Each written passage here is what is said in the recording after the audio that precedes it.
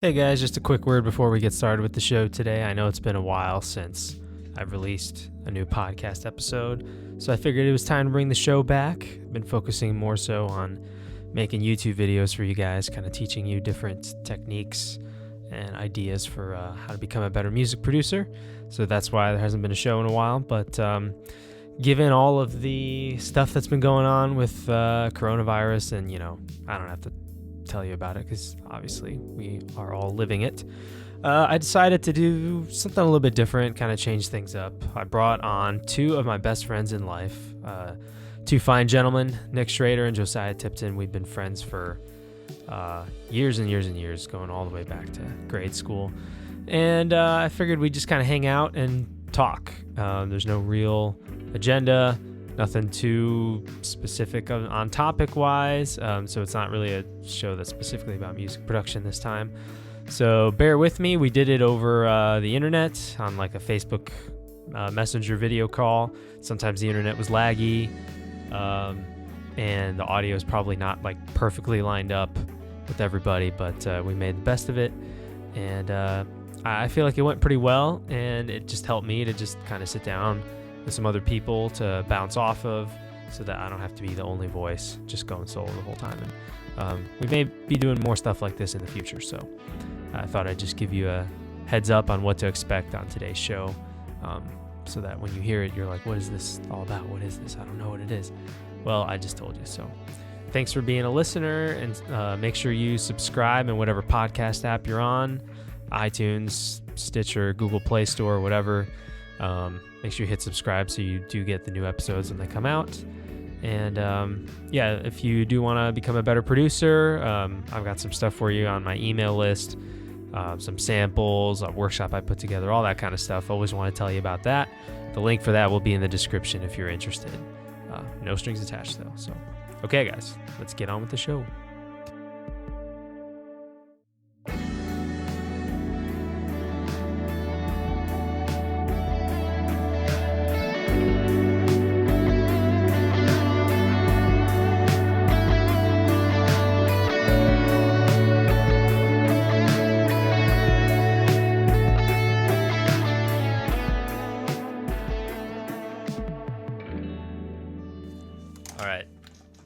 There it is.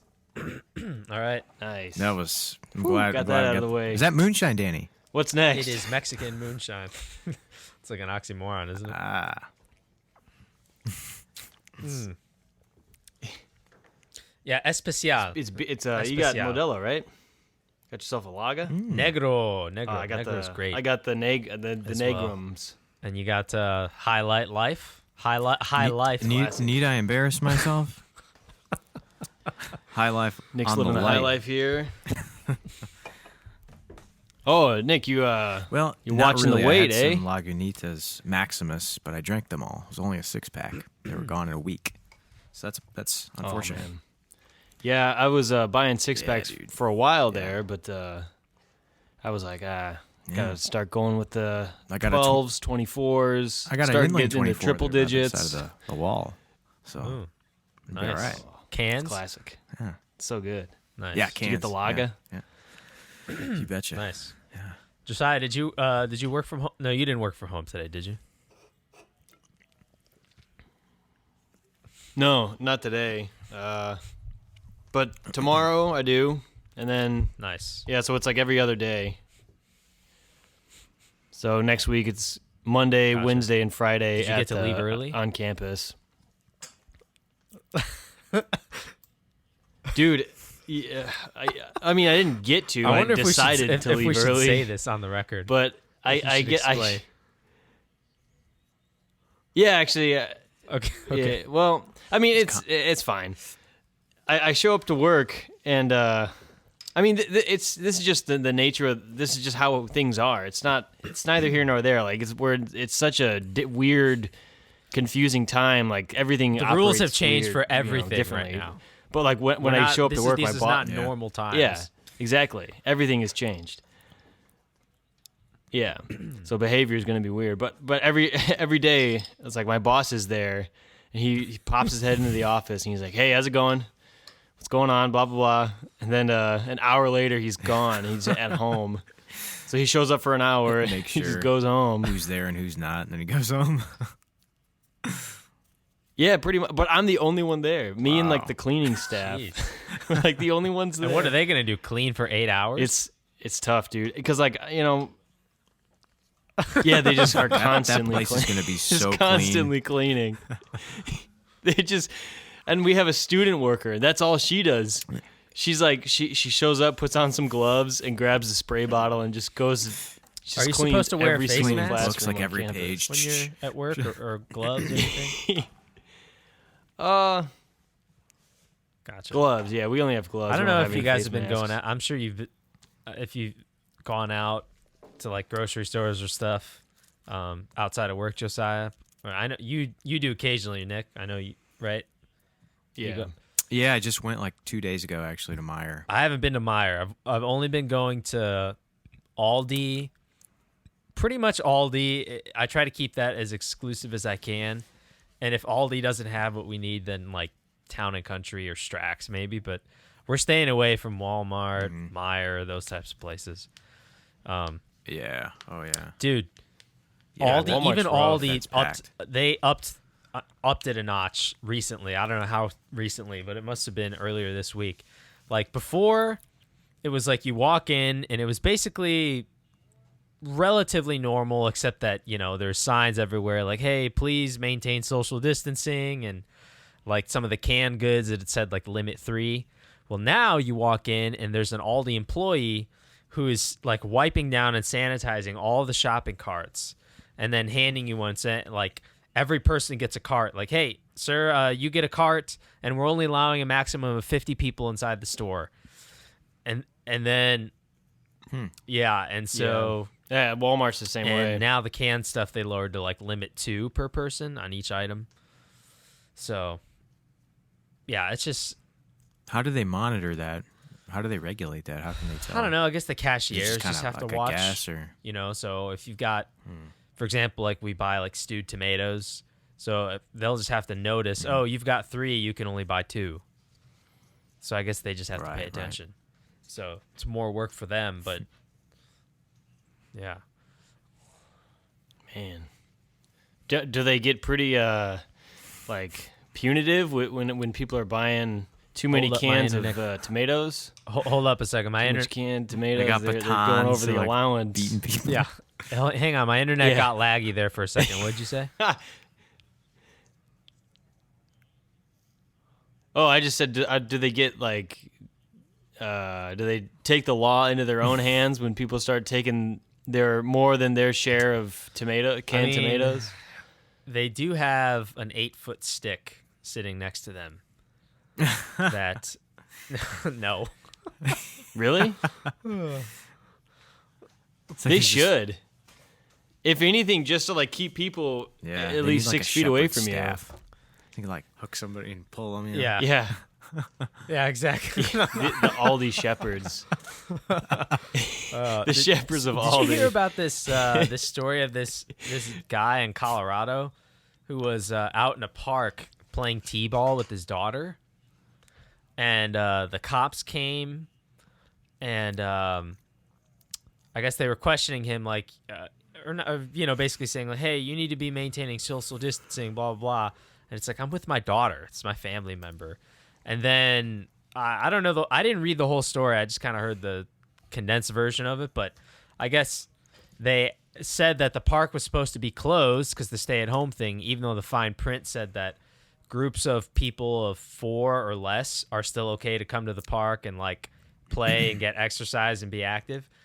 And so they were asking to see his ID, and he didn't want to give it to them because he's like, why do I need to give you my ID? I haven't done anything wrong. Like, am I being questioned? Like, what's going on here? And his daughter was like, Daddy, just do it. We don't want to get in trouble. We don't want you to get arrested. He's like, I'm not going to get arrested. Well, they arrested him. They actually put him in handcuffs, Colorado. What? In, like, wait, what Brighton, state was I this think. in? Oh my The gosh. cops actually arrested him in front of his daughter and put him in handcuffs. That's Yeah. crazy. That is what you call a Wow. power trip, ladies and That's gentlemen. insane. That is not justified. That is not justified. That's unbelievable. Yeah. A father playing t-ball with his daughter on a sunny day because they want to get some fresh air and exercise is not a crime. I'm sorry. Yeah. Yeah, it's Pretty nuts. wild. Yeah, you don't hear. I mean, you hear about all these crazy stories, but like, I don't know, man. I don't know if this is good or bad, but like everything still seems kind of normal, which is weird to me. Like driving back to the house today, I still see people. You know, like US 30 is still almost packed. There's still a bunch of cars on US 30. I mean, the mall is shut down, so there's no one in the parking lots, but still there's people riding their bikes around, going for jogs, and there's some sense of normalcy. Like, yeah, you do see not, there's still cars on the road. There's you just see there more really empty is. parking lots. But I think that in this area, or this region, like it's not as serious as like people don't take it as seriously as I think they should be. But you know, and that kind of like I don't know, it gives me a sense that everything's kind of okay, and then I start thinking like, wait a second, everything isn't okay. It's a strange time. I don't know. I think something me and Nick were talking about earlier. I don't remember now, but it's like it's not the same everywhere. That's the thing. Is like, and no, not at all. This is just my opinion, but I think it's a reasonable opinion. I don't know that this like one size fits all approach really is the best idea for every single place in the country. Because obviously in New York it's awful, it's the worst, but in the middle of nowhere in North Dakota, it's not really as much of an issue, you know. And obviously those are like the extreme sides, because New York is the most densely populated place, and then Wyoming is like the most sparsely populated place, and then you got something like Indiana where we're like kind of right in the middle in terms of population. Like we're not the most densely, but we're not the most sparse. Like we're kind of in the middle. So it's like we should take precautions, but I just wonder how long can we go on keeping the economy turned off?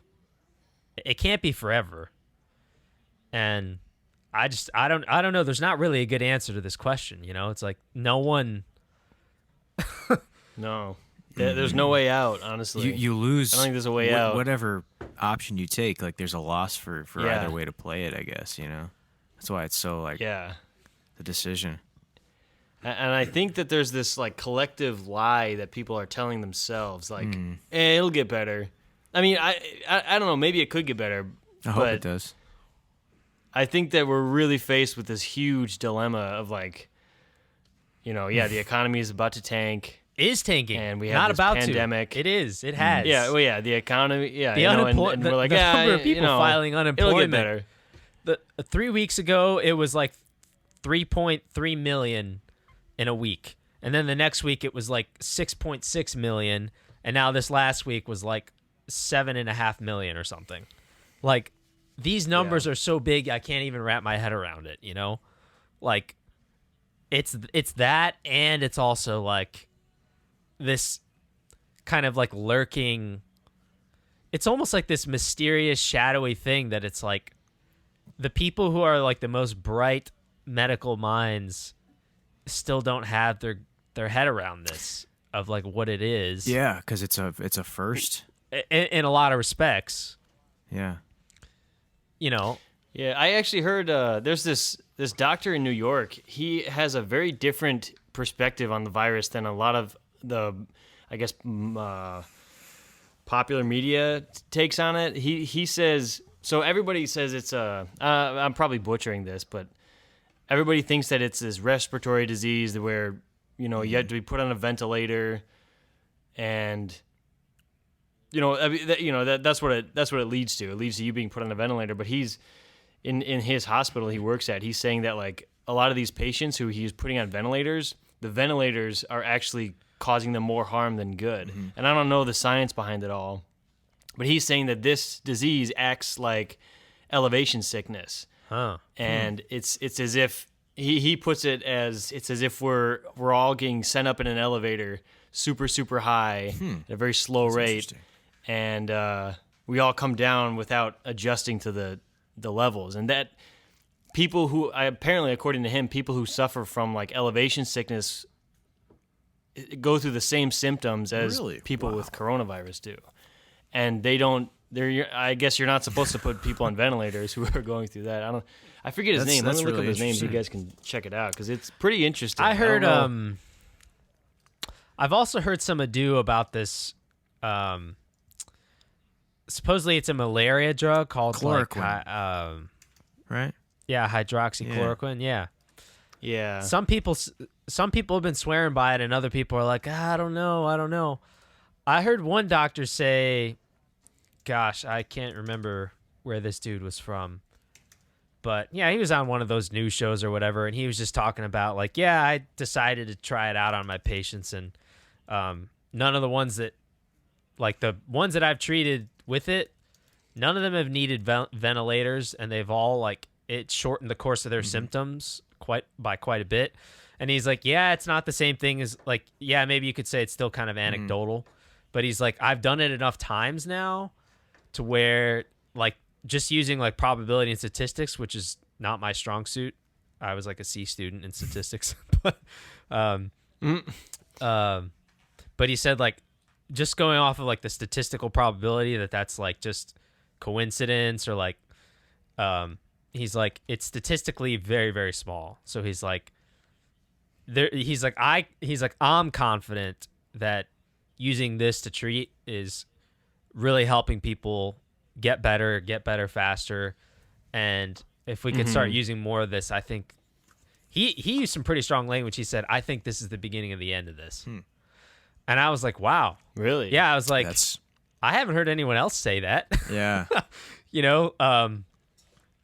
So I don't know. I'm like, okay, it's like, there's like this human tendency, like you were saying, Josiah, like earlier, like people saying stuff like, oh, everything's kind of okay. Like the same tendency that makes you want to like think that. When I hear that, immediately I want to believe it, and I want to just hang on to that and just be like, yeah, he's right. And everyone else who's saying all the doom and gloom stuff is wrong, you know? And like, because that's what I want to be true. Definitely. You know? We're always searching for that comforting, positive outlook. That's, you know, I felt the same way, Danny, when I watched videos on the hydrochloroquine or whatever it's called. What is it? Chloroquine? Hydroxychloroquine, I think. Yeah, but I watched some videos about doctors saying that it was a good thing, that it was having positive effects, and that made me feel a lot better about it all, you know? It is. Isn't that a malaria drug? Yeah, that's the kind of the ironic thing. It's been around for a long time. I think the FDA first approved it in like 1955. You know, sickle cell anemia, I guess only African Americans get it. And I guess if you have sickle cell anemia, you can't get malaria or something. I wonder if they're immune to that would be very COVID-19. They should test that. That would be. They are the cure. They could give us samples of their blood and immunity. Yeah. And then like maybe like all the doctors who are treating patients with it should be mandated to be black doctors because they can't get it. I think there's some holes in that logic. But this doctor I was talking about, I couldn't find anything on him. I don't know, but like basically his whole point was that we're treating this virus as something that we think the medical industry is treating the virus as something that it thinks it knows how to treat. Like it's it's just going through standard practices. Sure. And like they're approaching it conventionally. Wrong. Exactly. And that like from like the dog, there's like a lot of dogma that comes in with in like the medical industry or whatever. That's kind of how he was putting it.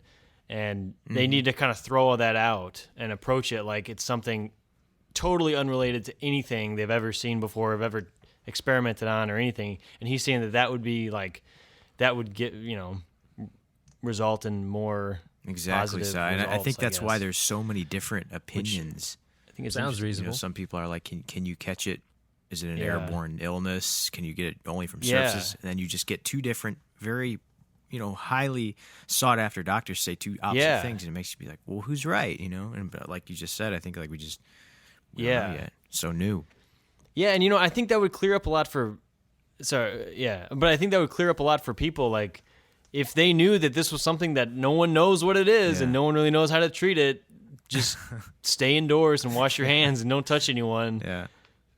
I mean, as much fear as that would sort of cultivate in people, I think we would definitely be more on the same page, I guess for me, it's like for better or worse. I still feel like this. Let's socially distance. Let's stay home as much as possible. Let's wash our hands. Let's sanitize things. I feel like the downside of this is like this is only effective as long as we just keep doing it, and we can't just Yeah, we can't absolutely. like we can't just live like this for the next 6 months. I don't believe that's like realistic.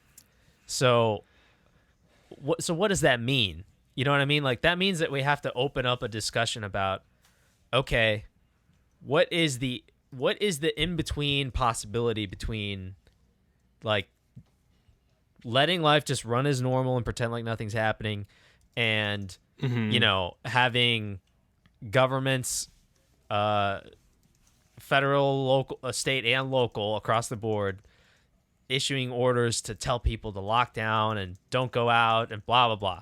Like, between those two ranges, what's the happy medium, if there is one, that will allow, like, life to at least pick up some sense of normalcy again, allow there to be some kind of economy. So even if the economy isn't firing on 100%, like all cylinders firing, maybe we can at least get up to 70 or 80% of what the economy could be so that we don't have a mass depression. And by the way, even just the economic stuff aside, which is important because the economy is people's lives. It's not just money. What about just even like for our mental health? You know what I mean? Like, I'm sure there's a lot of people that are starting to get a little bat crazy here. Cabin fever kind of thing, And even like, I think I'm doing okay, but like, I miss hanging out with you guys. Yeah. Like, it's cool that we get to do this, but I wish that we could hang out in person. Me too. And like, eventually every single one of us is going to like want that back, And so I'm just asking the question, but like, how long can we hold out like this? Yeah, I mean, that really depends on every single individual. Like, we really need, you know what I find encouraging though? When this all started and like we were at sort of the cusp of realizing the severity of this whole thing, I remember saying to people like, okay, stay safe. And that was just kind of my natural response. And right. I realized that that's sort of become like the catchphrase. Like that's what everyone says. It's like this collective, like everyone sort of clicked and immediately came on board with this idea that, okay, this is all serious and we all need to watch out for each other. And, I kind of noticed everyone's saying it subconsciously. Like everyone, like my parents, friends, everyone on the radio and the news. And there's sort of this collective understanding that you just kind of got to trust in, I guess. That, like, I don't know how long people can hold out or whatever, but I don't, I know what you're saying. And it seems like the beginning was almost like when it was just this dark storm on the horizon, when we were just starting to, say, okay, this is coming. It was scarier then than it is now. Like now we're plowing through it. Like we're getting through this thing. And now it's not this, it's horrible that people are dying, of course, but the fact that we're in it right now, we're in the midst of it in our country, it's not as scary anymore in a way, if that makes sense. Yeah, I mean, it's kind of become a reality. Yeah. It's just, for me at least, and I think for a lot of people, it's become a reality that you kind of, we have to just I'm actually deal kind with. of surprised at how well people are taking this, to be honest. Yeah. Like like people in Valpo are taking it way seriously. Like on a Friday night, going running downtown Valpo on a Friday night, it is dead. It is dead. Oh, it's man, scary. I want to see that. Yeah. I want to. Like people are actually I really want to see very that. concerned here just, in Valpo. It's just weird to even like when you go to all the the whole parking lot from Best Buy all the way down to Menards, but not Menards itself. There's like not a car there. Yeah. And wow. And it's just like that's how it is around most of town, except for the businesses that are still staying open. I heard the dolphins are returning to Valpo. Lake Michigan's full there of are whales dolphins now and manatees. Yeah. This is actually be a whole new whaling problem industry that just came up. after this, All the actually. iron ore boats. People are going to be looking there are for too The many iron ore whales. ships are going to say, screw the iron ore. We're going to go whaling. Get whale oil. Yeah, You gotta go whaling. There's too many whales now. Oh, that's funny. But it's very All the interesting whales are- how it's just kind of it is becoming more normal. Like I to my customers, I'm just like, stay safe. Like I ship a whip, put a little note in there like, hope you guys are staying Yeah. safe. Like it's become in this time, it's like normal to say that, like you were saying, Si. It's really interesting. It is. And I think that, yeah, like you're saying, on the bright side of things, like I think that there is going to be like, at least I hope, speaking optimistically, I think that there's still enough of a social fabric in America for people that aren't doing well with this, that like there's going to be other people or other organizations or things like that are set up that are going to be there to kind of like try to help lift people up right now. The people who aren't doing well. Like, you mean like what exactly? You mean like welfare and? Well, I just mean even like non-governmental institution type things like food banks and, well, I guess some of it maybe is blended with government.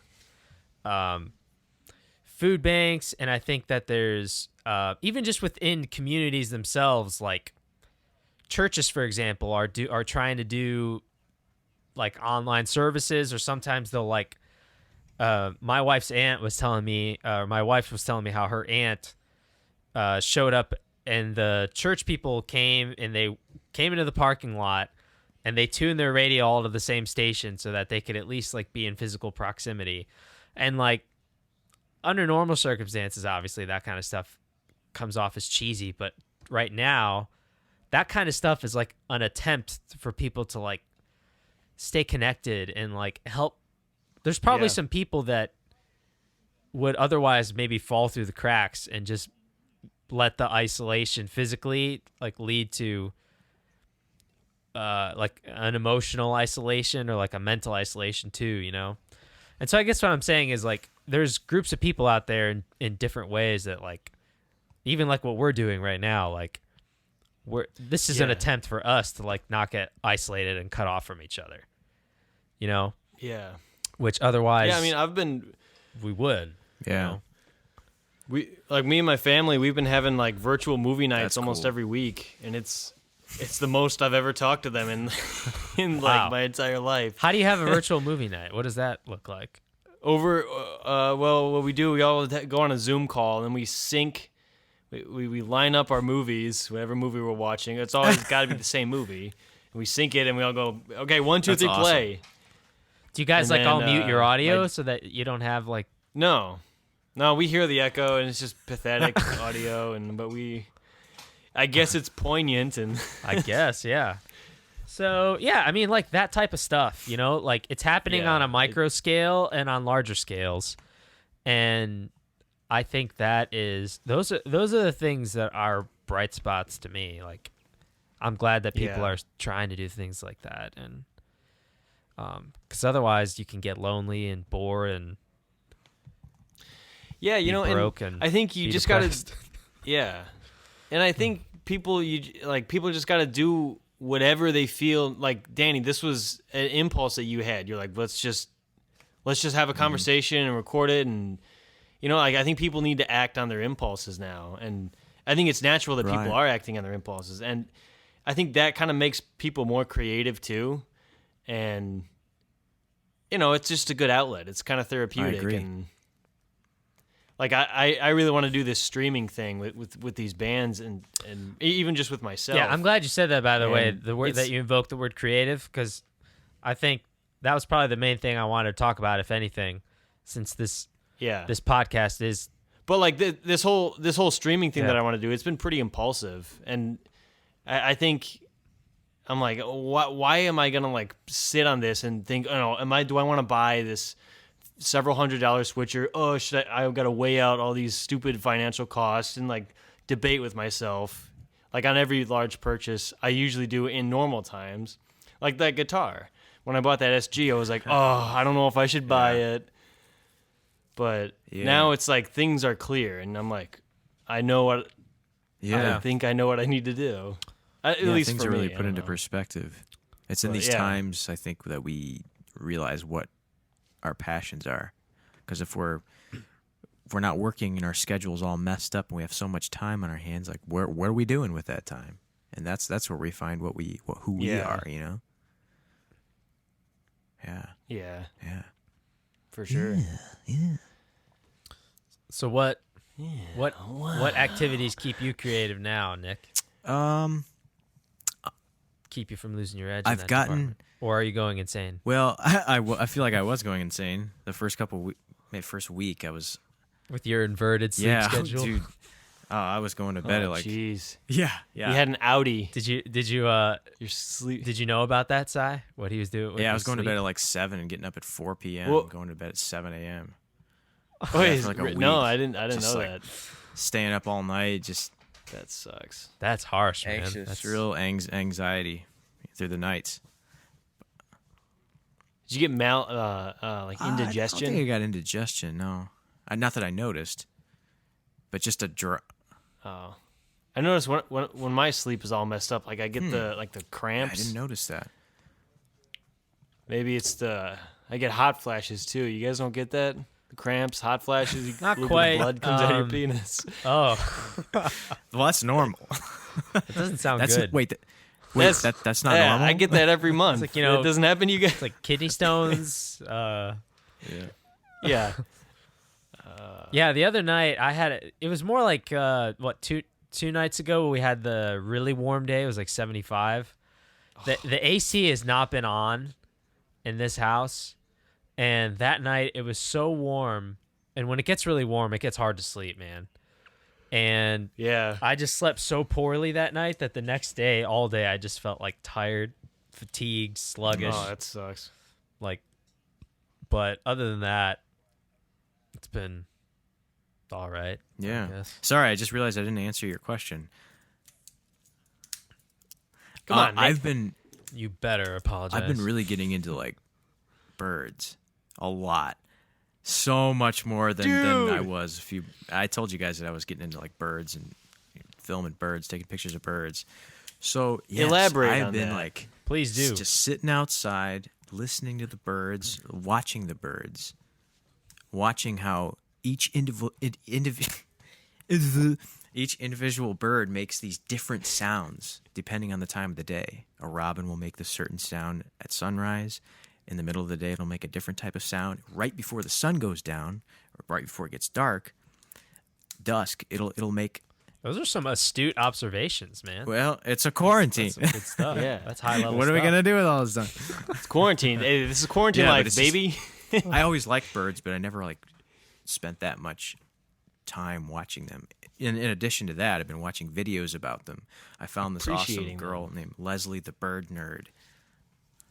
Yes. That was my next question, was if this is all an attempt to get closer to the bird nerd. Yeah. What? Is she following you? I'm going to have to look her up right now. I've never heard of this person. Actually, I'm going to follow her right now. She has developed this trust with the birds. So she can go out there, open her hand full of bird seed, and the birds will land on her hand. And she has given names to the different birds.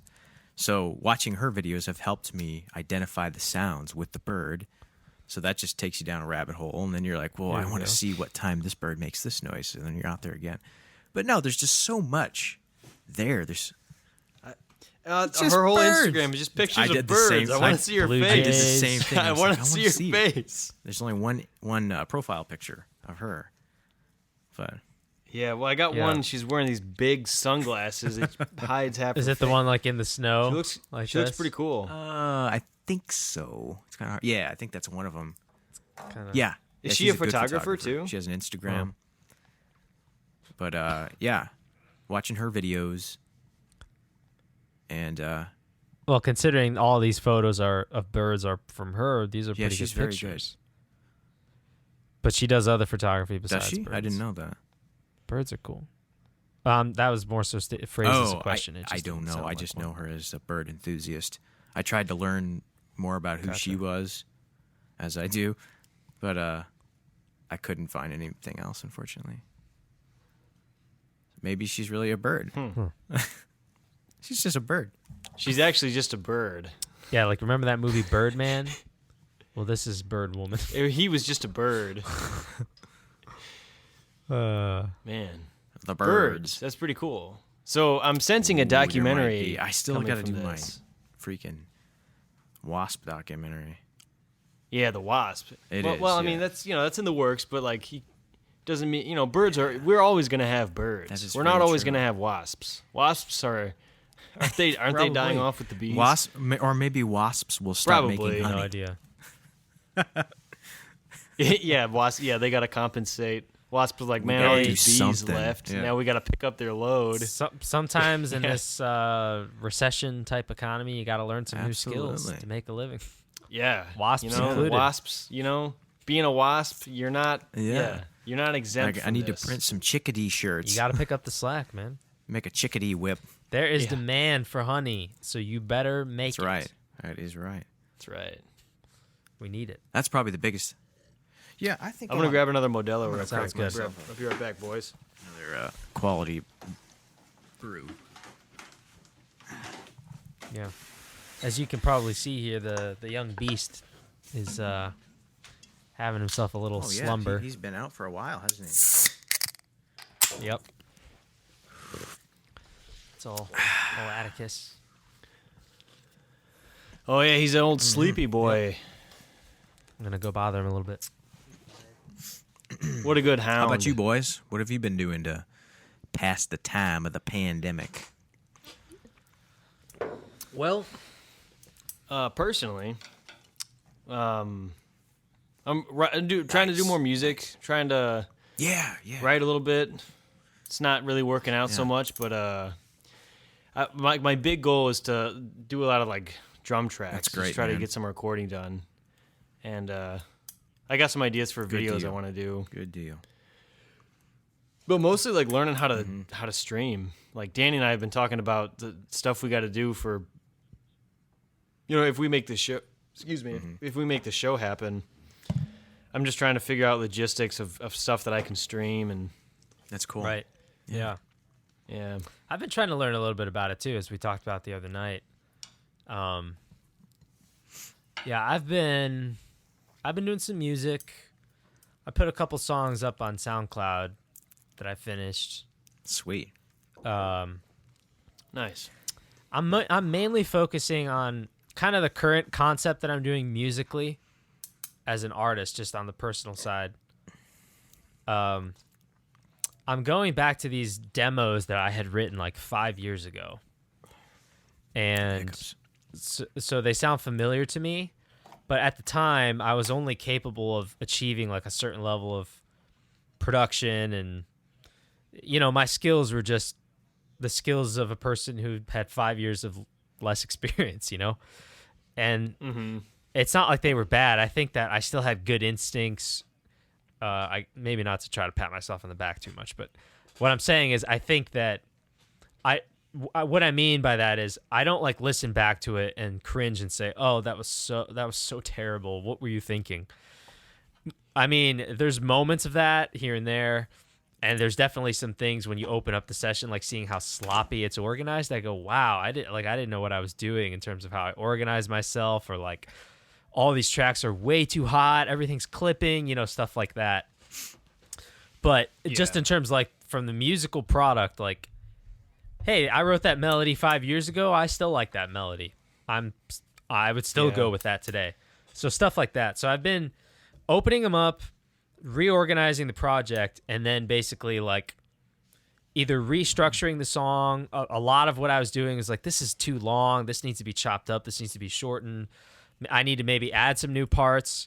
And so I'm just like kind of taking a more mature producer version, which is myself today, and applying what I know now to those old songs, and then bringing them on that journey to completion and seeing what I could get them to be based on today's version of myself.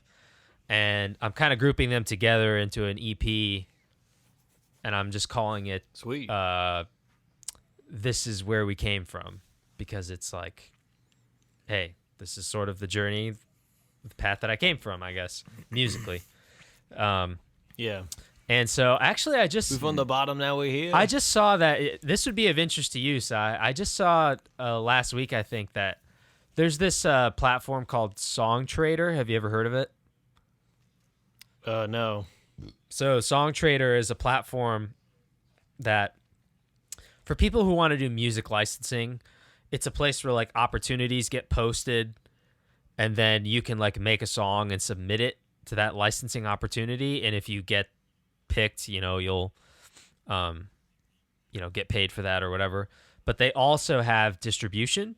So if you as an artist want to get your music digitally distributed on Spotify, like what TuneCore is essentially, on Spotify, Apple, et cetera, and due to all this COVID stuff, they decided to give everyone the ability to distribute all their stuff onto all the platforms for like 6 months for free.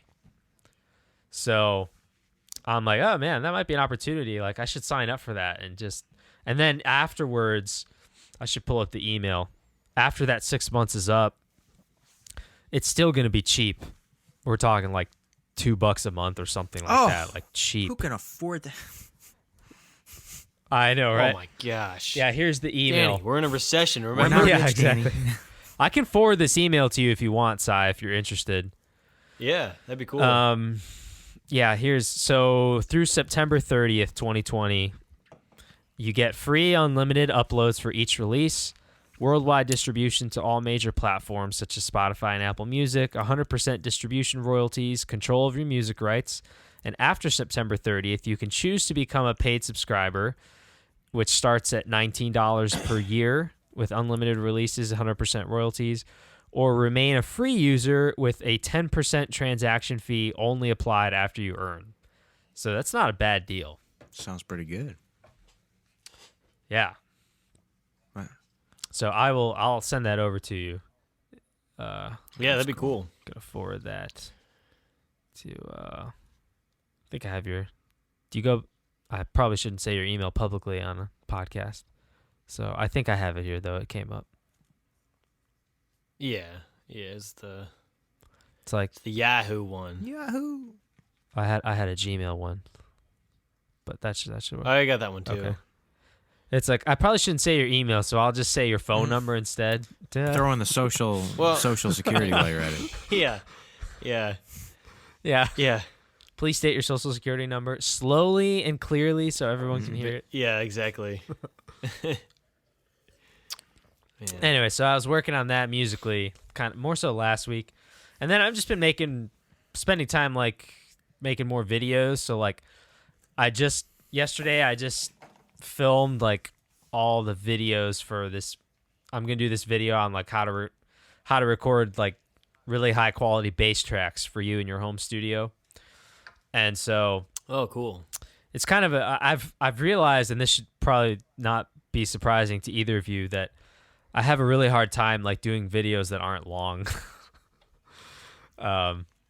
They always end up being longer because I don't know how to talk about something without going into depth about it. Is what I'm learning about myself. So on this video, I decided to just like show everybody like, hey, I did some research before I did the video, and I was like, okay, I want to give people some options. So I'm recommending all software stuff. I'm saying if you have a bass amp, skip the bass amp. Don't even worry about the bass amp. Don't mic it. We're just going to do pure software. And so I was giving them some options. Like, here's what I use, and I love it.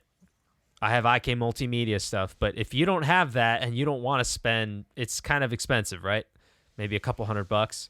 So if you don't want to spend that, well, what are some like free to cheap options? And so I had to do some research, like what's some free like bass amp simulator plugins that are out there. And so I found a couple. And of course I also showed Logic's amps, because if you're a Logic user, there's some built-in amps for guitar and bass that sound awesome, that are just free with the software. And so I basically just like, I used Logic's drummer to come up with a beat, and then I found a sample in the Apple Loops library for like a synth or something, and then I just like came up with a bass part, and I recorded myself playing the bass part, and then I took that part and I copied it onto like 10 different tracks in total, and each track had a different bass sound. Like, all right, this one is this amp, this one's this amp, this one's just pure DI, and just like showing people like, hey, this is how they all sound, so that you can get the information and decide what you want to use, kind of thing. So nice. I haven't started editing yet, but I'm kind of excited about it. Do you have any good advice for like plugins, amp plugins for Cubase 10? For guitar amps? Yeah, even bass. Yeah, well, I'm glad that you asked, because as far as bass, I was literally just thinking about it. So you don't have Logic on your computer, right? You're strictly in Cubase? No. Cubase. Okay. Mm-hmm. Because if you had Logic, I would say, dude, just use Logic's amps, because they're actually really good. Are you wanting to go with a free option? Or Yes. Okay. I tried out today. There's this plugin. It's called, I'll have to show it to you later. It's like a model of a GK Gallien-Kruger amp. And I guess there's a more full-fledged software, but this version allows you to download like a light version, where you get to like have one amp and like one mic, and you can still play with the mic position. And that sort of lets you get a bass sound, and it's actually pretty good. And there's another one that got really good reviews from all the stuff that I found kind of trolling around the internet on bass amp stuff, called like Ignite SBH-1, I think. And it's like a hybrid amp model, so it's like a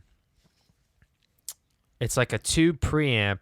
This is all a model, of course, but it's modeling like a tube preamp, and then it's got like a Class D power section, which is like pure solid state power of like 1,300 watts or something, which is huge. I tried downloading it. I literally couldn't figure out how to install it on my computer, because you download it and then it just gives you like a zip file, and there's no installer. You just open the zip file, and then it just gives you like, all right, here's the component file, and here's the VST file. So like I took both of those and I moved them to the right spot on my computer's like audio plugin library, and Logic still wouldn't load it up. Like it wouldn't recognize it. Ableton did, but Logic didn't, which is weird. Is weird. Sucks. So I can send you the links for those later. I think I'm just gonna. Those are free options. The only thing with the GK one that I mean, if you're willing to jump through the hoop, it was just a little bit of annoyance. But like, even though it's free, so the Ignite one, it's just like, hey, you want this? Here's a button to click it, and you download it, and boom, you have it. But the GK one, it shows up as like a product that's $0, and you have to add it to your shopping cart, and you have to go through the checkout process, and you have to give them your name and your email, because they want to capture your name and your email so they can market to you later, kind of thing. Yeah. And then they send you an email where you have the installer and the serial number. So there's just more hoops to jump through. But I mean, for free, what do you expect, right? Like, can you really complain if it's free? So those are like the two free options that kept consistently showing up on every list that I found. So I'll probably just stick with like miking up my Vox. For bass? No, I meant for guitar. For bass, I'm just doing DI. I don't know. I'm just gonna use for guitar. 'cause I don't really. For I guitar, don't you really can mess use around with like bass tones too much, so I just use like the basic direct input. Yeah, the funny thing is, what I learned last night as I was recording this, when I plugged my bass in and just played it direct with no processing, no plugins, it actually sounded good. Like, okay, could it use a little bit more color? Sure, it can. And does it sound maybe a little too clean or a little sterile? Maybe a little bit. But, like, if you've got a full song with a bunch of other instruments and stuff going on, like, you're not going to notice, really. Like, it still sounds good. Your guitar... At least for the untrained ear. Yeah, exactly. For your guitar amp question, I mean, Guitar Rig has, like, a Guitar Rig Elements version that you can download that's absolutely free. Comes with maybe one or just two amps modeled in there. And then the other one I would check out is the Amplitube. That's the one I use now, Amplitube by IK Multimedia. There's Amplitube Custom Shop. You can download that for free. And then the Custom Shop is kind of like its own software where you sort of browse through it. Think of it like their own proprietary version of like an app store. So you search through and you look at all the apps, which is the software that they sell. And then you can sort of just piecemeal buy the ones you want. But for free, they give you like 8 or so amps to start with just for free. There's no cost. And like including a solid state bass preamp. So like that's an option that's worth it. There's more hoops to jump through again because you're going to have to like register, create an account. But for free, man, it's hard to beat. So, and I really love Amplitude because it's really flexible with not only are you choosing your amp, but you can choose the cab that you want. There's like the matching cab, or you can use a different cab. You could choose speakers inside the cab, mic placement, which mic you want. I mean, it's so flexible. It's unreal. So I'd look at those two, the Guitar Rig Elements and the Amplitude Custom Shop as a place to start, or just mic your amp and just keep doing that. If you're happy with the sound of that, just get splurging on more pedals. I want some pedals. Yeah, pretty much. I want some Strymon pedals. Yeah, I definitely want more pedals. Nick, you getting in on that pedal game? You getting more pedals? I want to, man, but the pedals I want are like $400 each. The Strymon. Yeah, Strymon pedals. They're so expensive. Strymon, dude. Yeah, I want to get their tape delay. The Volante, the Time Machine, and the Big Sky are the ones I want. Sounds sexy. So bad. Oh, the Big Sky. Danny, don't you have a Big Sky? I used to. I sold it. The price on those things has not come down in what has it been, 7 years since they came out? And the price is still, they do not age. It's been the same. Wow. It hasn't. The top of the line, baby. Hasn't changed one bit. Nick, you got yourself a nose scratcher there? If you Custom nose scratcher? Go on in and grab a little something. Is that you can trim your hairs. Wow. You can scratch your hairs. You can scratch it. That's some artisan shit right there. You betcha. I recently bought a couple guitar pedals for the first time in a long time. Both of them are TC Electronics. So I got the Mojo Overdrive. It's kind of a fun name for a pedal. It's kind of got this Mojo. Apparently Paul Gilbert uses that pedal for like his like lead tone. That's awesome. Like just his kind of overdriven lead tone. That's what Blake told me anyway, my buddy Blake. I have no reason to doubt him. And then I bought the Hall of Fame 2 for reverb, which they added shimmer to this one, which sounds pretty cool. It's not like something I use every day, but every now and again it's pretty cool. Speaking of Paul Gilbert, Danny, did you watch that whole arpeggio video of his? I started to, but guess what? I started the night that we talked, I watched a video of this guy on YouTube explaining that cage system I told you about. And then he was basically just talking about how it's really just a map for learning the fretboard. So he's like, what do you do with this information? He's like, well, based on where you're at on the fretboard, you can then like learn these different pentatonic scale shapes that are close and that are whatever chord you're playing are like closest to that and sort of fit that shape, which is exactly what you were talking to me about. And so like So then I thought that was called practicing modes. I don't know, because modes are a different scale. I don't know. I guess they're not called modes. Yeah, I guess modes aren't pentatonic scales. They have more than 5 notes, right? They have 7 notes. See, I have no idea because I don't know what I'm talking about half the time. So, but at least I think like the 7 modes that we all are probably familiar with. They call them like the church modes. Those are like the Greek names, like Ionian, Dorian, Phrygian, Lydian, Mixolydian, Aeolian, and the one no one ever uses. Raviolian, Mostacholian, Mostacholi, some Pepperjack, Ratatouille. That's the American mode. Lemon pepper, Cajun barbecue. Whatever. Bob Matthews, he's on guitar. This is called the Cajun barbecue voice scale. Like Yeah. Oh yeah. He'll give Tom Waits a run for his money. I'm gonna sing a song about being. I like lemon pepper. He strums it. Yeah. Didn't he mess up his vocal cords from all the steroids he injected into his balls? Oh my gosh. Probably. Yeah. That's terrible. So, so those pentatonic shapes, I think, were exactly what you were trying to tell me about when you were talking about those like different pentatonic shapes. So there's kind of like each a position. So I was just practicing. Yeah. I've been practicing.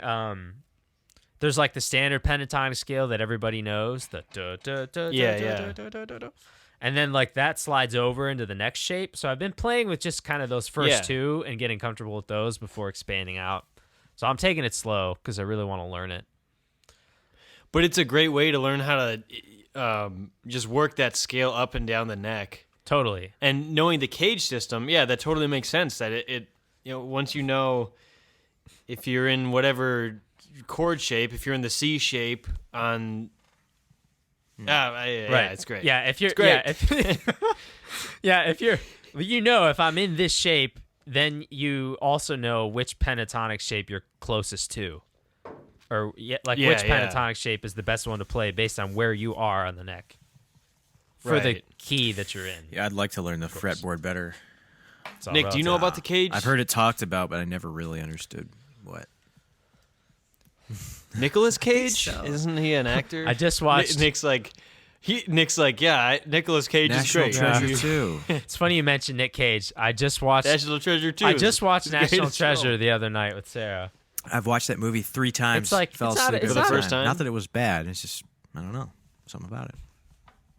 No, it's all right. It's like one of Something those about movies it. that's Yeah, you don't watch it because it's good. You watch it because it's like sort of like hey, it's kind of entertaining and I thought the keeps movie was really entertaining. Yeah, it's entertaining. It keeps your attention.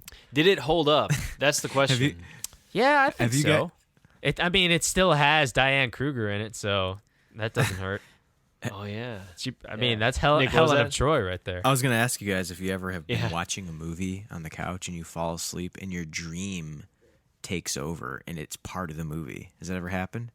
That happened to me when I watched National Treasure 2. I felt I think it was so weird. I can't recall. You started making sweet love to Nicolas Cage, and I fell asleep. That fell movie was asleep. intense. And in my dream, there was this little popsicle sticking in the ground in a cave, and they were all like crouching down, looking at it, and like touching it and stuff. It was really weird. Wait, like Nicolas Cage I think, and George the gang. Bush was in it or something. Really? Something really weird. Dude, that's a good sketch idea. Yeah, dude. George Bush and Nicolas Cage stuck in a cave, staring at a popsicle stuck in the ground. There's something there. Yeah, and then like Nicolas Cage starts he starts explaining it as it's like some big clue on his next treasure. Yeah. It's a symbol. Exactly. It comes from the ancient And George Bush is like, Egyptians. I don't think I was on No, drugs. he's like, no, it's just a popsicle. I think that's just a it. popsicle right there. You know, and I think that's grape. That's my favorite that's color. cherry. That's my favorite flavor. color right and there. flavor. Grow some more popsicles. We keep that thing down, buried in there, fertilize it. Yeah, exactly. Yeah. Gotta grow some more of them. Got to keep this cake cold. Yeah, I always wondered. I always wasn't sure if I wanted to revisit National Treasure to see if it holds up because I was like, I always kind of like, I bet it won't. But I think it remember did. really liking it as a kid. Yeah, exactly. And it was still watch it entertaining. again. It was still fun. Like it kind of Yeah. takes you on that journey, And of course as a kid, it was like just a mind-blowing thing. And now I'm just like, "Oh, okay, this is kind of outlandish, but you're sort of supposed to suspend your Right. skepticism." Disbelief. Yeah, exactly. You're supposed to put that to the side and just say, "Hey, this is fun." Do you guys ever revisit your guilty Time pleasures? to time. Yeah. It's funny. In music, specifically in music. Sarah just asked me that question the other day. She's like, "Do you have a song that's like a guilty pleasure for you, or like an artist?" And I couldn't come up with a good answer. I'm still thinking about it. I can't. Well, the only thing that came to mind was like a couple of Backstreet Boys songs, because that was like one of the first bands I liked when I was a kid, like 10 or 11. Yeah. And I first started like listening to music at all. Like that was in at the time. And hey, those Backstreet Boys, they had some catchy hooks in there, Those boys from the back street. boys. They, Put out some good content from time to time. Oh boy. quite. Yeah. Probably some Nick, what about dubstep. you? Good old dubs, some drops. Oh, really? Like yeah, Skittles and yeah, Dead Dead Moth Rat. 5. What's his name? Yeah. Yeah. I do enjoy some good dubstep from time to time when I'm running. Yeah. Nice. Dubstep. Interesting. I used to kind of respect Deadmau5, but then when I saw his appearance on the H3 podcast, never saw lost that. all respect. I never saw I lost that. all respect for His him. appearance? Do you mean And like how he looks? It wasn't because of anything he said. It wasn't because of anything he said. It wasn't because of his appearance. It's because of the way he was eating French fries Just right like into the mic. ASMR style. Wow. Yeah, just no microphone etiquette. It's like you're supposed to be an audio / music. You're supposed to professional. know about these things. just not. Oh my gosh. Just That's I'm like inexcusable. oh, He deserves to be Oh. canceled for that. oh, I'm never great. listening to Deadmau5 Canceled. again. You are Cancel canceled. him. Dead rat. Dead rat. Dead rat. Guys, I think I might have to take a Mine would have to- quick bathroom break here from the Modelo. Well, let me tell you my guilty All right, pleasure. all right. It's me hear My it. Chemical Oh. Romance. Oh, that's a good one. I like them. You guys, That's a good one. They have a song called, what's the one that you and me like, Nick, with the video where he's in the war? Ghost? Yeah, exactly. Yeah, Ghosts. Damn, Ghost. I I don't know. I'm I not like familiar. that Ghost, song. Ghost Oh of yeah, You that or was something from like the that? Yeah. Black Parade album, Was it? wasn't it? I don't remember. I'm not It's a I good thought. one. I don't I'm remember. not a My Chemical Romance fan, so I don't keep track. But that's You're not a chemical head. but that song was pretty Yeah, it good. is good. Man, They had some good jams. Deanna likes them, and we started listening to them for a little bit. And I was like, man, this is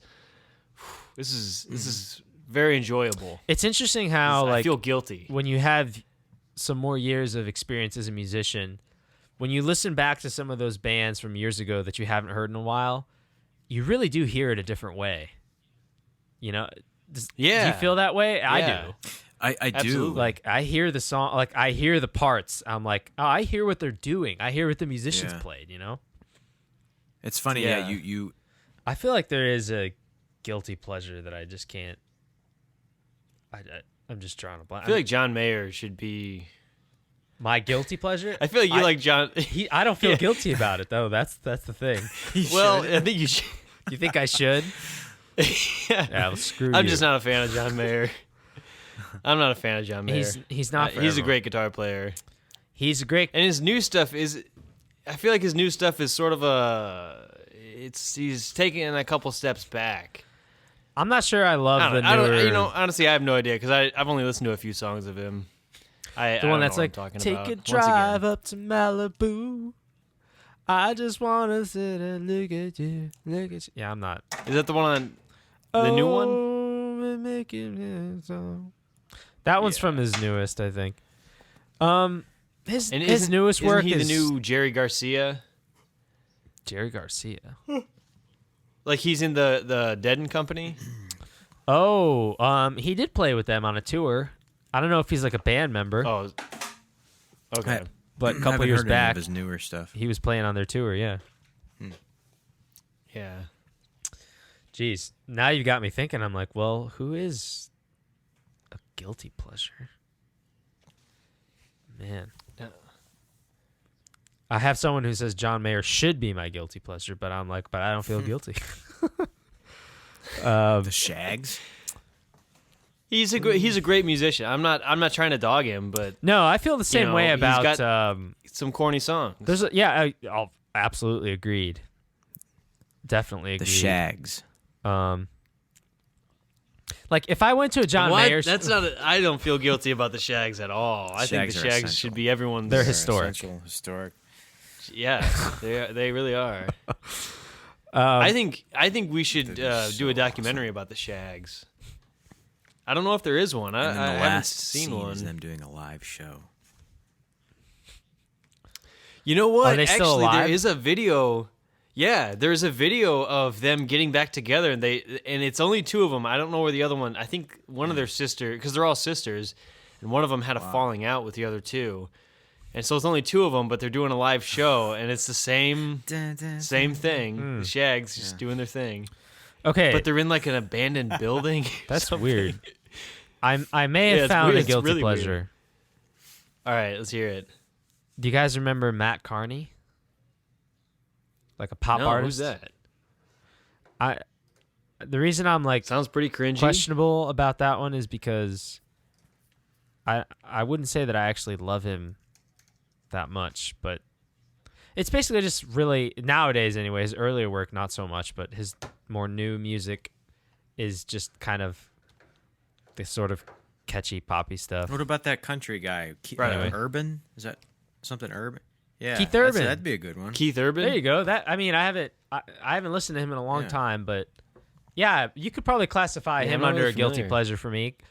He had a I don't even know any of his songs. I'm trying to think of one that you might know, but the ones that came to mind, I'm like, I don't think you'd know it. Yeah, he had an album called Defying Gravity years ago. Like, yeah, it's not my like that style of music is not my lane at all. But I like him for the same reason I like Mayer. Like he's just a very talented musician, great guitar player, and just plays that guitar tastefully, even if like I don't necessarily love all the songs. And I can always appreciate that. Mm-hmm. Have you heard of this band called Muna? Mona? No. Muna, Mona Lisa? Muna. Oh. Steven and Jeremy just introduced me to them not too long ago, and they have a cool sound. It's kind of like all women, and they've kind of got their sound's got a bit of an attitude to it that I like. It's poppy. It's kind of like it's like indie but pop. Kind of like what's that one band that you like, the Midnight or whatever? There's a little bit of that kind of like the synth pop. Okay. Like Churches? Yeah, sort of, but a little bit less bouncy. That's cool. Right on. Churches is pretty cool. Yeah. Yeah, you know what? They got some good You know stuff. what I always found funny about that band is like they sound like such a pop band, but you got like so many like hipsters who like don't typically listen to the pop kind of sound, but they like Churches and they don't feel guilty about it. And I'm like, I just found that to be like cognitive dissonance. I'm like, hey, Churches sounds like this other band. Like what? Like you might be pigeonholing. You might be I don't know. I'm just pigeonholing hipsters as maybe, but that's just that's just kind of what they seem to want everyone else to know about them. It's almost like I didn't make Churches those rules. has. Yeah, I think Churches has some really. I don't know. They have a kind of a progressive sound. Like I think they have some definite radio hits, but I think some of their, their other stuff that might fly under the radar is Sure. Well, they are a really cool band. pretty cool. No doubt about it. Yeah, they're just really talented. They just make Exactly. decent music. Exactly. But I've also just listened, like, whatever music I have listened to lately, like, I've just listened to more film score, like there some he more goes. film scores. He's riding the turkey. Ooh, nice, nice. Ride the turkey, Nick. Sorry, Danny. Did either of you? Did either of you end up seeing the movie 1917? No, I didn't. No, I haven't. I keep hearing about it though. I gotta watch it. It's a good movie. I really like the film score in that movie too, done by Thomas Newman. Very good That composer. guy is. Old Tom Newman. That guy is really good. He's a skilled really bird. good. Isn't that movie supposed to be like one take? Yeah, I think that was kind of the idea. Is it was shot to give you the feel of one continuous take and always moving forward. So once the characters pass a certain place or go through, like the camera never looks back to where they were. That's cool. And there's actually some cool YouTube videos that I watched, like where they kind of explain how they set up their camera work to make that happen, cool. And it's like, wow, like that was cool. a lot of planning. I bet. Yeah. That's cool. And there's a scene towards the end of the movie. I didn't realize this. You always find this stuff out after the fact, where he's like, I don't think this gives anything away, like spoiler wise, but there's a scene where he's like running. It's kind of a climactic scene, and he's like running, and he ends up running into a person and falling down and then getting back up and running again. Well, apparently that was not planned at all. That wasn't supposed to happen. But it just did happen with the nature of this, like having to keep things continuously rolling to get that feel. And he just hit an extra, and they just kept it in. I was like, wow. Yeah, I think I know what you're talking about. I think it was in the previews. It might have been. That shot was in the preview. Yeah. But it's like those kinds of accidents are like what make art awesome, Like the stuff that wasn't supposed to happen, but it happens, and then you go, oh, wait a second. We don't make cool. mistakes here. We make happy little accidents. Yeah. Dude, there you go. Exactly. Right. That's great. Totally. I feel like every time I record, it's an accident. Everything I do when I record music is like a total accident. Like, whoa, that sounded good. I didn't mean for that to happen. I hear you, man. I hear you. Yeah. Well, it's kind of like, it's like an exploration, like you're... Absolutely. If you stay there long enough and you just kind of like, it's like all these little branches, and each branch is like this little trail or path, and it's like, let me just go down this one really quick and see what I find, and if there's nothing there, come back, go to the next one. Yeah. Sometimes that's why I don't really feel like recording, because I'm like, I don't have a plan, and I'm afraid that if I get into this, if I go down and like try to record a song, that I'm not going to have that accident, and it's just going to be horrible.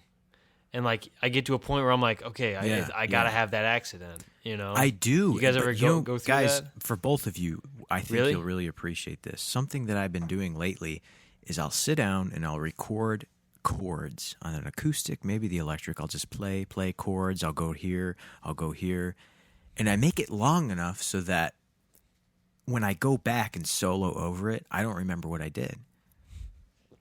So that way I'm You mean when you don't remember? I don't remember your the solo, chords. Or you Like don't I remember can't predict chords? where I'm going to go. It's like, I don't remember my name. Yeah, I don't know who I am. Like I don't know where I came from. Yeah. He loses every. Yeah. He's Jason Bourne. But try that. Like sit down and record yourself playing acoustic guitar for probably 20 minutes.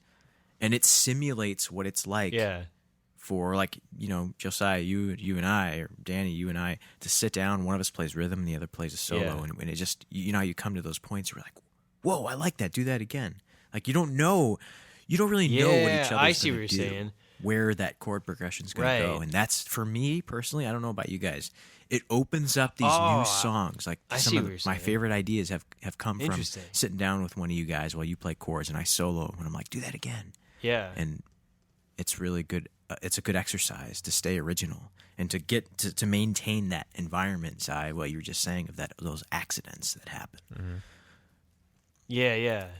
Because that's great, but I just don't. I never had the patience to sit down for 20 minutes. I think maybe you I would. Do. Actually, I do. I'm once too you lazy. feel that, you feel the. I should do that. The spontaneity, or however you say that word. Once you feel that, I think you'll be the spontaneum. That's the old spawn. Yeah, the spawn. Yeah, it's a new element. Yeah. Spontaneum. It's on the periodic table. Yeah. But try it. That's really cool. I'm gonna try. It'll never be quite as good as sitting down with another human, but it's You can take it in tablet form. Right. in the days of the quarantine. What are you gonna do? Yeah. COVID 2020. Well, yeah. What are you gonna do? You got all this time. Yeah, try it. That's what I've Man. been doing a little bit lately. So, Danny, Have what you about been you? How do recording you? that? Do you? Are you? What? I was just wondering, have you been recording? When you do that, do you record Yes. what you're doing? I do. Yeah, Good. I sure do. You should. Danny, do you have? Are you pretty like structured and formulaic when you record? Like you, I mean, you're a recording artist. You know, do you have a very structured and kind of templated method? I do when it comes to mixing, but not when it comes to generating ideas. So I will. What I was doing before, I moved away from this a little bit. I would start with some kind of sample, some kind of loop. Sometimes it's a drum loop, or sometimes it's a loop of like some sort of keys or something that had a chord progression in it, or a hook or a melody. Now I've moved away from that more so now because I think, remember when we had that conversation about Justin Bieber's producer using a splice loop and Yeah. and they didn't change it, and now it's like there's this dispute. So I heard that, and that kind of spooked me a little bit. So I was like, okay, I need to like just focus on writing as much as I can, and if it's a sample, it needs to be like the most nondescript, like just a chord or something that you can't claim as an idea. Yeah, exactly. So I've moved away from that a little bit, but I would do that a lot before, or like chord progression. Or so, for example, like that song I showed you, Nick, that I did that you said that you thought was the best one I've done Dreams so far. in the Night, was that the name of that one? Yeah. Yep, that's what I called it. Yeah. So like I started that song. I started with a chord progression. So I basically just like picked a key and then just like said, all right, like I'm gonna go with 1 6 4 2. And that's going to be my progression. Let me do that. And then I loaded up a VST, a virtual instrument of some keys. I like to start on keys as like my foundational instrument, more so now than guitar. Cool. Yes. And so I usually go with addictive keys because you can either go with a grand piano sound, an upright piano sound, a nice mellow Rhodes kind of thing, or they have this other one called Electric Grand that's like this Yamaha 80s kind of electric keyboard sound. Really cool and vibey. So on that song, that's what I did. And then I just started, all right, I was like, okay, let me like give a little bit more space and sound in this. So I found these guitar samples that were like one little note hits that were like kind of these swell sounds. And then I was like, okay, I need some kind of drum groove now. So I looked for like a drum loop and drag that in. Danny's starting to And lag. before you know it, okay, now there's some rhythm happening. There's harmony with the chord progression. Yeah. Okay, I'll repeat it. So after I drag in like a drum loop along with my chord progression and some other kind of filler type sound, like those they were called like guitar stabs, where it's like just one little note hit and then like some delay or something, or some kind of reverby type thing. It's like, okay, now I've got some rhythm happening. I've got some harmony with the chord progression, and there's a beat going. It's all right. Let me put some bass down, and then I'll open up my bass plugin that I'm using a lot now called Moto Bass that models like an electric bass guitar. Although after what I did today, playing my real bass again, I was like, this sounds good. I should do this more. Yeah. But so then I'll just like kind of follow my chord progression a little bit. And then I'm like, all right, so this sounds like an intro, maybe. And then I'll just think, all right, well, what would I do next if I was like going to turn this into a verse? How long would that go for? Do I want a pre-chorus? Maybe, maybe not. Let me try that. And so that song I had like, okay, here's a pre-chorus to break up the monotony of this a little bit, like 2 chords, like a da dun, and then you can go back to the same chord progression and be at a chorus. So I guess to answer your question, I don't necessarily have like a formulaic approach, but I do try to like structure my thinking. Because if you have structure and you have like categories that you're thinking in, I think you can get somewhere faster. So you want to think about your song structure is what I would say. You know, if you have an idea that and you come up with a hook that you think sounds cool, I think you should immediately ask yourself, okay, where does that belong in a song? Is that a chorus? Well, yeah, of course. Is that an intro? I mean, yeah, I think that's a natural way to go about exactly, and brainstorming a song, right? And you start with that, and you build around that, and that becomes like the core idea of your song. You know, I think starting with a chorus, if you can, if you've got a part that sounds like it could be a chorus, like roll with that. Like the chorus is so important. It's the heart and soul of the song. You know, so I think if you can build there first. You'll find that things fit better, I would say. Yeah. When you build around the chorus. I had this one song with the local boys, and we had recorded it we had done like a live recording, and I was listening to it, and the song was like a certain way. It was very monotone. It was like verse, chorus, verse, chorus, verse, chorus, and I was listening to it, and I heard the bass player mess up. And he hit one note and he immediately corrected, but the note he hit was like, oh my gosh, that's perfect. It needs to go into that. That should be a hook that should be a bridge or something. Yeah.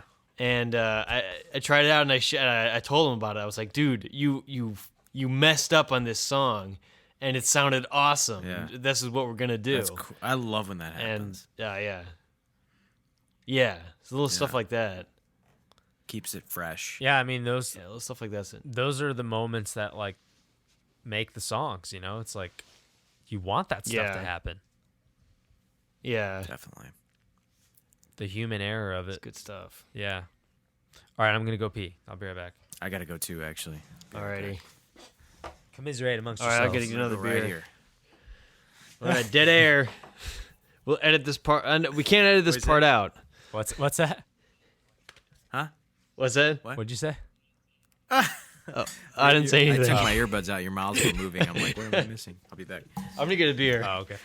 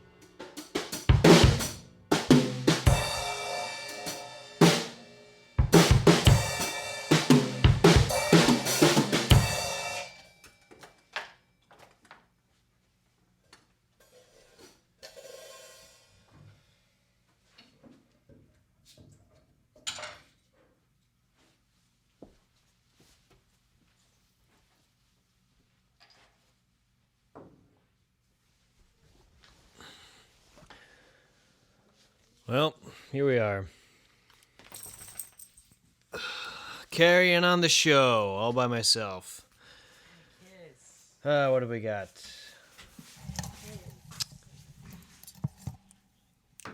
Atta kid.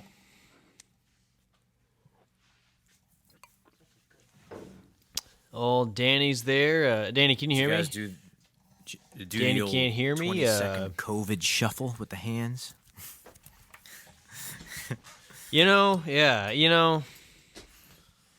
It's hard. It's hard to keep a 20-second wash. Yeah. But I saw this great video of this guy who was washing his hands with like a black dye. So it demonstrated where all the soap gets, in between your fingers and everything. And he shows just how thorough you have to be in order to get the soap in all I bet it was a really crevices depressing and video. Yeah. It was interesting. But yeah, a guy, covering his hands in black stuff. You will never wash your hands good enough. Heartwarming See, or uplifting. It could be there. Yeah. Yeah, exactly. You don't even know it. Look at that spot. Yeah. It's crazy. Fair enough. Dan, you're going hard on that moonshine. Yeah. Yeah. He's slamming it, dude. Danny has no regrets tonight. No regrets. Right. No regurgitation. Beast. So, yeah, The old beast. musically, it's always fun to see where things go. But I think part of the reason why I've been working on the older songs is because I'm trying to give my brain a break from, like, trying to write new material right now.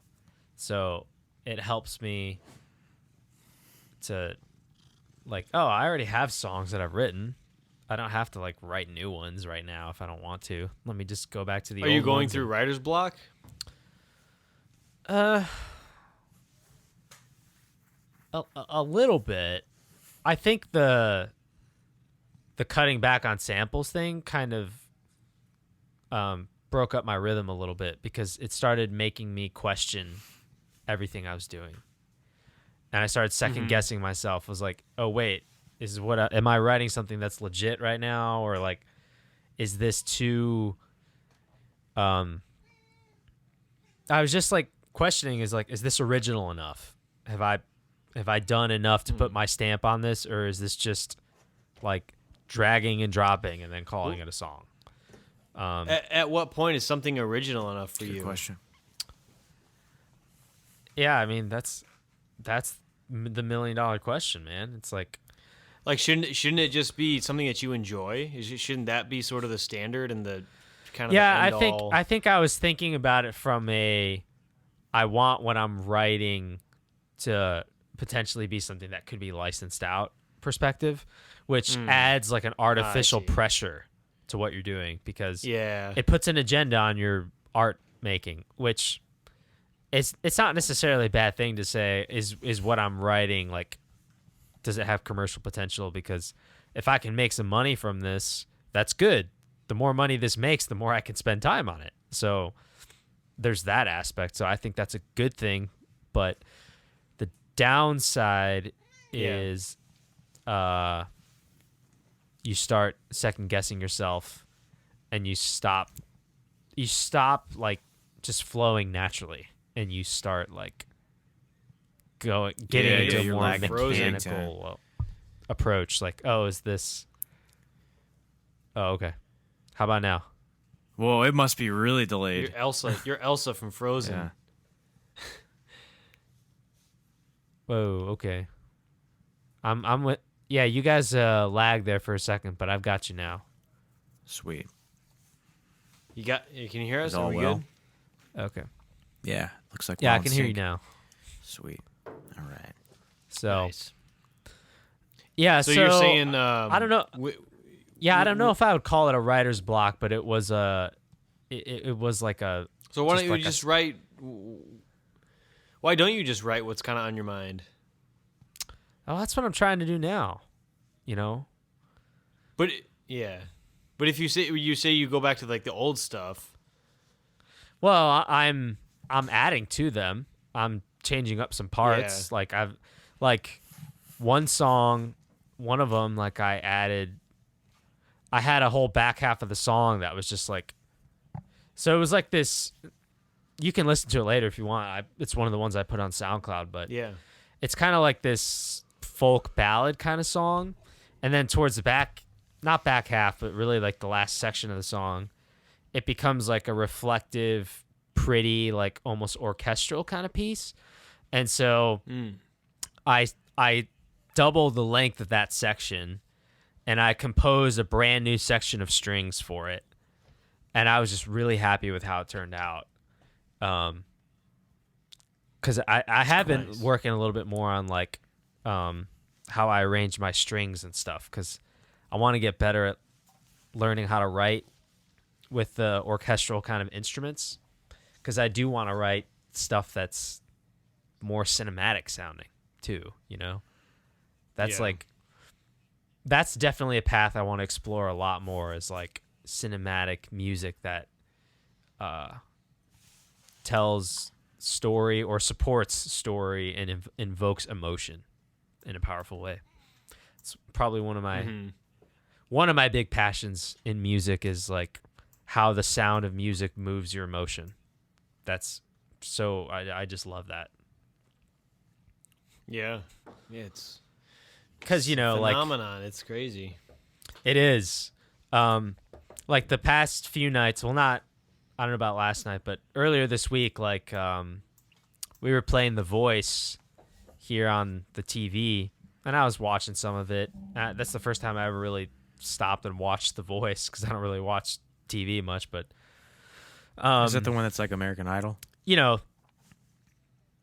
Kind of, yeah. But there's it's where different. Like they push the buttons and their stupid chairs spin around, and it's like their barber chair. It's like they're in a barber shop. Yeah, but no, it's like a space chair. It's like looks like a space. They're in space. Alien They're up in space. It's really being filmed in the space station. Bunch of. They're actually up in space. Yeah. What a waste of money. What a boondoggle. I almost just said they're on Phoenix, as if there's a planet named Phoenix. Yeah, the old planet Phoenix. That's my favorite What planet. happened to the audio? Can you hear I'm us? not hearing you guys well right now. It broke up. What? Well, that's your Anyway, Yeah. I will hear us? continue and deal with this the best I can. But Can you hear us?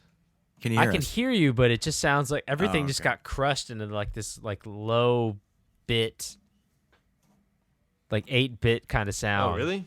Wait, Yeah, Nick, can you say something? Hello. Yeah, I'm talking right now. Huh. Can you hear me? Weird. Yeah. It's probably your internet connection. It's probably my internet connection. Okay, I could still like make out what you said. Let me switch Wi-Fi networks and see what Okay, happens. that's weird. Because you keep kind of freezing Like right up now. and Look lagging at a he's little frozen.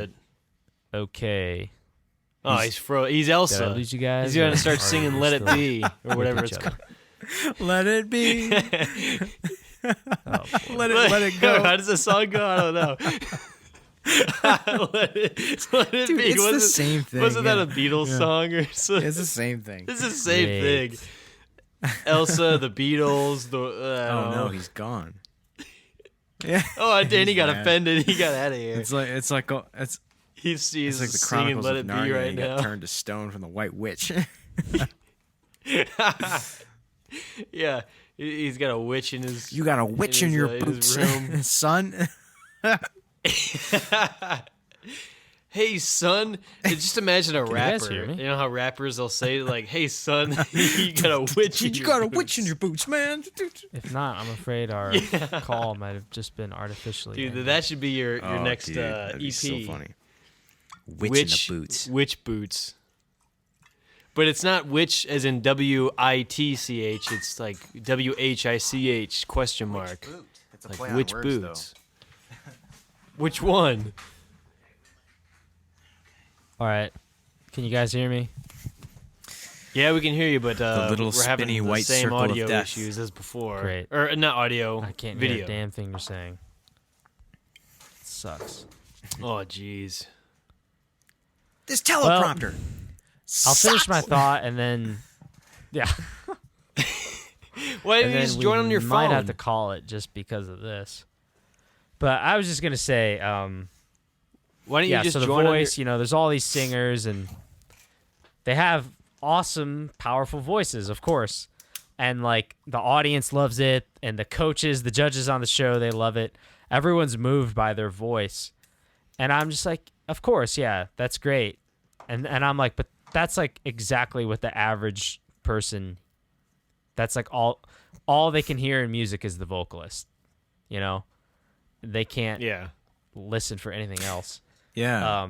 And I'm just like, I'm interested in writing music that evokes those same kinds of emotional responses out of people, but without needing a vocalist, So that's just my thought on that. So what you're saying is the voice is not your show. You should become a judge on the show. Yeah, I still can't hear you, unfortunately. It's not the show for Danny. Danny?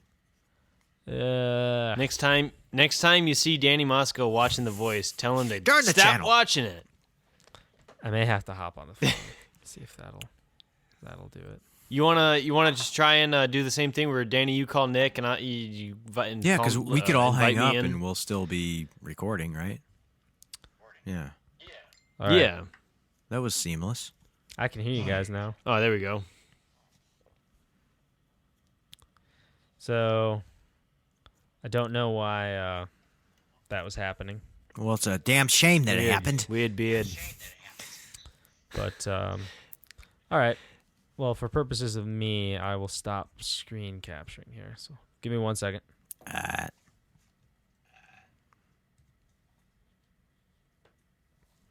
Not Shift Command 4. Nick, you look a little bit like Joe Satriani. Oh yeah, it's probably because the old balding going on. No, it's because of the like hat. He'd always wear like that hats. beanie. Yeah. Didn't we all see him? The wait, three what's of that? us on my birthday. Yeah. You did. What was that? Yeah. So that's That was my 18th Yeah, that was birthday. I think that was a pretty. that was 10. I think that was 10 years ago. Oh, really? Oh my gosh, more than 10 years ago. Oh, damn. It's crazy stuff. It was a good show. That's crazy. That was 10 years ago? That was. That was your 19th Oh, it was birthday. 19th birthday. Okay. Yeah. Yeah. I knew it was 18 or 19. Still, that was a long time ago. Wow, that's insane. That's a good time. Yeah, that was fun. Wait, that was at the Chicago Theater, right? Yeah. It was. That was wild. Man, that was a beautiful place for a show. Yeah, it was fun. All right, let's see here. So that screen capture was 1 hour and 33 minutes. So that's cool. I'm still rolling on audio. Yeah, I'm Are still you guys? rolling on audio. Yeah. Yeah. Yeah, I'm at. Just insert some really Birds. beautiful B-roll of birds, birds feeding, birds bathing, Yeah. birds Mating. doing things that people do, Yeah. mating, pooping, going to work. Nest building. Just insert some of Nick's slow-mo be so wasp funny. videos. That would be really The whole time it's just a really wasp funny. digging. Like what? What? What Yeah, does exactly. this have to do with The digging especially. Yeah. Just a quick cut Yeah. to a wasp. While the audio is just us talking. Oh man. So, yeah, I guess we can leave the audio. So Danny, running, is this going to be posted on your podcast? What's that? Is this going on your podcast Nice. page? It is. Nice, I'm going to put this up on my podcast. Oh, right on. Hey, do you do video podcasts or mostly audio? It's mostly been audio, but the past couple that I've done, I did record the video along Are with we it. on YouTube right Okay, now? cool. But I haven't released one since like December. So lately, I've only been working on making YouTube videos and like accompanying them with blog posts. Okay. But I figured it was time to do a podcast again, and I figure it's just a lot of work to like produce videos and then like to then also come on a podcast and just give like structured content. I don't want to do that. I want my podcast to be the place where we can just be like laid back and just like not really have much of an agenda. Like we can have a topic and then just let the conversation be what it will, Yeah. For sure. Yeah, So, for sure. and yeah, I just don't want to have to go on the podcast and feel like there's the same pressure to like teach something or educate or that kind of thing. Like I'll work hard on the YouTube videos to make sure I'm Yeah, I teaching don't- something, but on the podcast, I don't really care. Like I just Yeah. want to hang out. Yeah, just hang out, have a good time. Right. I feel like we could do this another time. Like it doesn't just have to be this one-time thing cool. because we're stuck at home. Like we should do this No. more. We should keep Yeah, this I would going. love to. Yeah, I'm be enjoying involved. this. Yeah. Definitely. Yeah. Yeah. For sure. I think it would be fun if there was if we had this as like a panel, because sometimes I feel like just talking by myself doesn't really get the creative juices flowing as well. Mm-hmm. It helps to have other people I can to understand that. be feeding off each Wait, other. what are you saying? The energy of it. Yeah, it makes sense. Are you saying? You as opposed to just you being on the podcast? Yeah, like doing it solo versus actually having other people to interact with. Oh yeah, for sure. I bet. Yeah. Yeah, like if you sat down and did a podcast all by yourself, Josiah, would you be able to just talk for an hour and a half?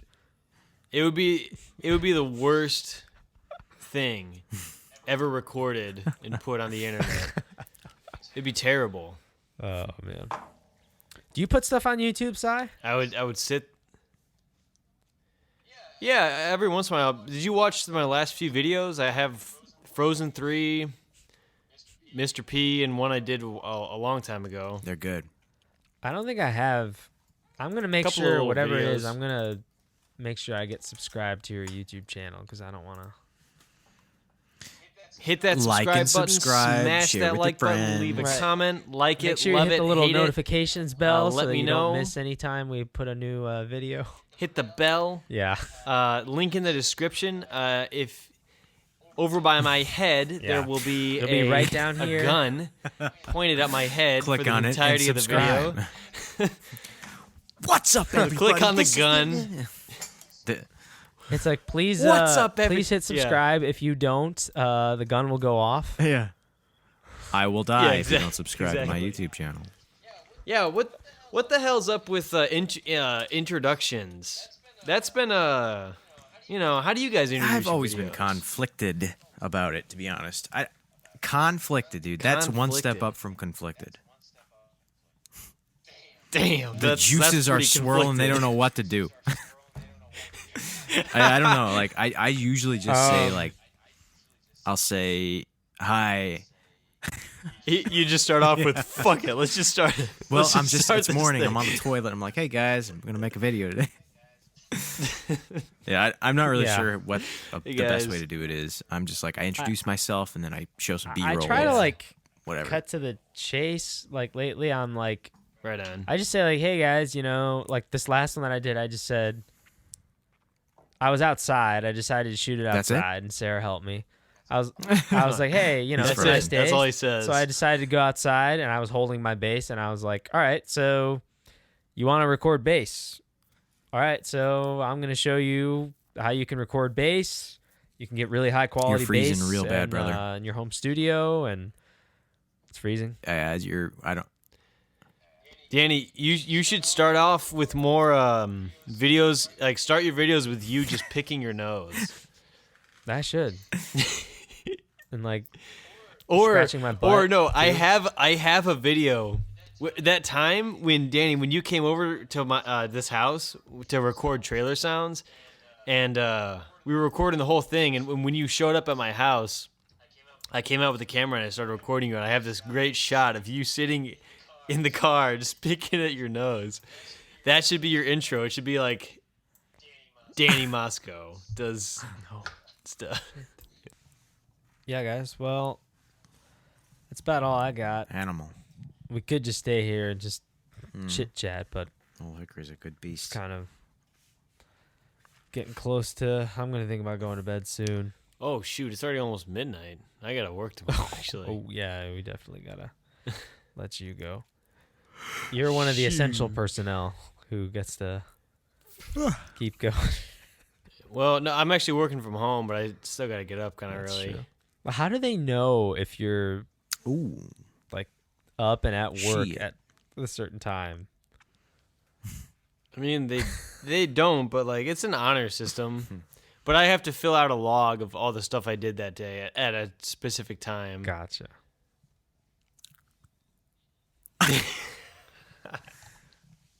Yeah. So are you Yeah. supposed to start at like 7:30? 8. Yeah. Gotcha. So if you 7:30. if you started at like 8:15, no one would really know the difference. It's like you wouldn't they? just put in like I dreamed No, about not really. this XLR cable that wasn't working. Yeah. And I tweaked it. All right. I'm gonna stop recording Yeah. right now. Alrighty.